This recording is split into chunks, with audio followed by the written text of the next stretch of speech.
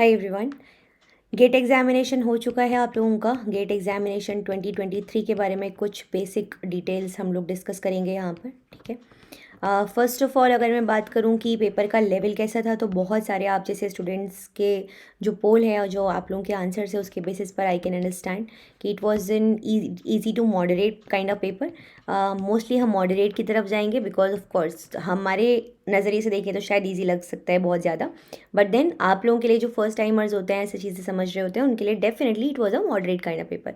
But yes, point एक ये भी इम्पॉर्टेंट है कि यहाँ पर बहुत सारे ऐसे टॉपिक्स हैं जहाँ पे रेपिटेशन हमको देखने के लिए मिला था, ठीक है। मतलब बहुत सारे ऐसे जो मोस्ट एक्सपेक्टेड टॉपिक्स हैं उनसे आपको क्वेश्चंस देखने मिले हैं।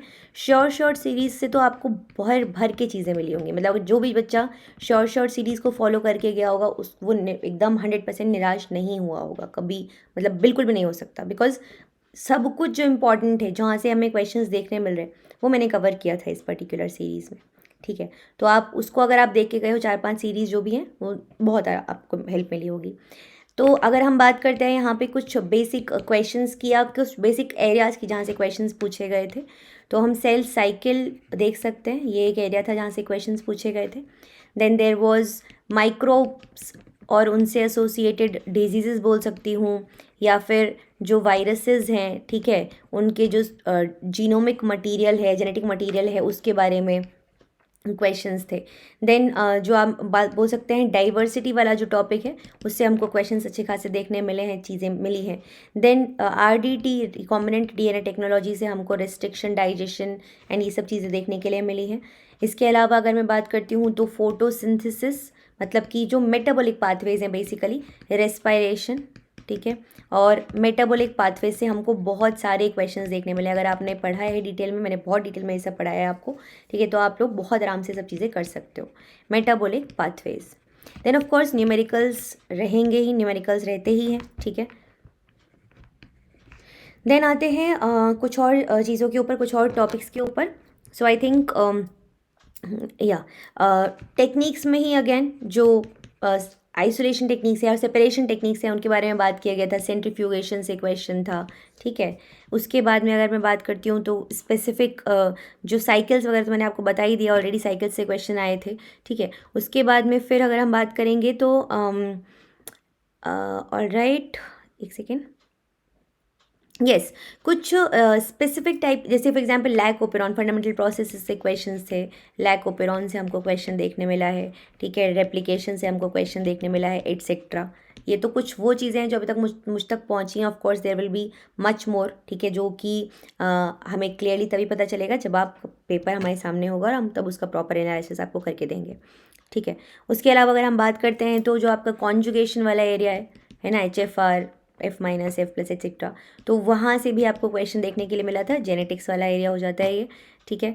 इसके बाद में फिर फैगोसाइटोसिस, सेल सिग्नलिंग अगर मैं बोलूँ तो फैगोसाइटोसिस या सेल बायोलॉजी, फैगोसाइटोसिस वाले एरिया से आपको क्वेश्चंस देखने मिले हैं। देन इम्यूनोलॉजी से आपको 2-3 सवाल देखने के लिए मिले हैं, काफ़ी आसान से, ठीक है। इम्यूनोलॉजी से क्वेश्चंस देखने के लिए मिले हैं आपको। उसके बाद अगर हम बात करेंगे तो पाथवेज मैंने आपको ऑलरेडी बता दिया है, उनका रेगुलेशन पार्ट, वहाँ से भी काफ़ी सारे क्वेश्चंस मिले हैं आप लोगों को, ठीक है। उसके बाद जो बेसिक जो डिसऑर्डर्स या डिजीज़ेज़ या फिर सिंड्रोम्स होते हैं वहाँ से क्वेश्चंस आपको अच्छे खासे देखने के लिए मिले, okay. Then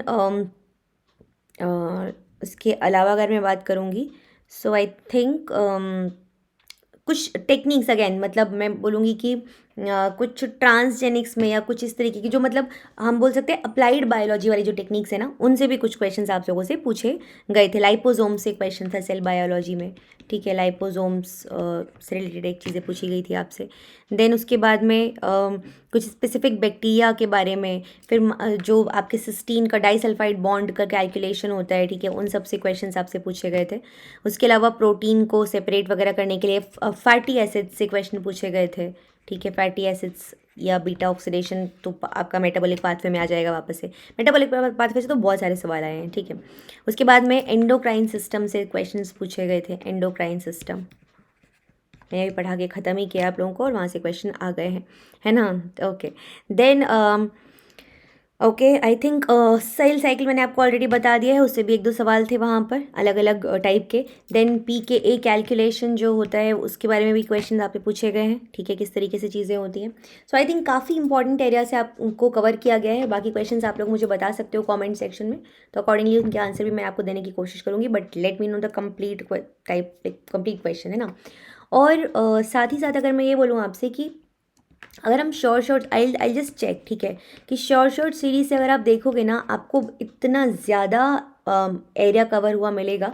so what I will do, जब पेपर आएगा हमारे सामने, I will make a reference kind video, ठीक है, जहाँ पर कि हम जो आपके पेपर में क्वेश्चन या टॉपिक्स को कवर किया गया है और जो मैंने टॉपिक्स को आपके सामने कवर किया था शॉर्ट सीरीज़ में, क्या वो उनसे कोई आपको बेनिफिट मिला होगा या कितने क्वेश्चन हमारी सीरीज से आए हैं, ये मैं आपको बताऊंगी just after the like I be having the GATE paper. Okay, अगर हम बात करते हैं इसी वीडियो में कि किस तरीके का मतलब रहना चाहिए पर, क्योंकि अब जैसे बहुत हम एक्सपेक्टेशन जैसा होता है ना, मतलब इन जनरल जैसा हम पेपर देखते हैं गेट का कि अच्छा गेट का पेपर खोला है तो ऐसा होना चाहिए, तो ये वैसा ही पेपर था। तो अगर मैं बोलूँगी कट ऑफ, तो वो भी बहुत ज़्यादा कुछ ऊपर नीचे होनी नहीं चाहिए, moderate kind of cut off ही जाने चाहिए, ठीक है। So this is all about it. अपना ख्याल रखो, will see you very soon in the next video on this platform itself, ठीक है। तब तक अपना ख्याल रखिए, मिलती हूँ आप लोगों से बहुत जल्दी। Bye bye everyone.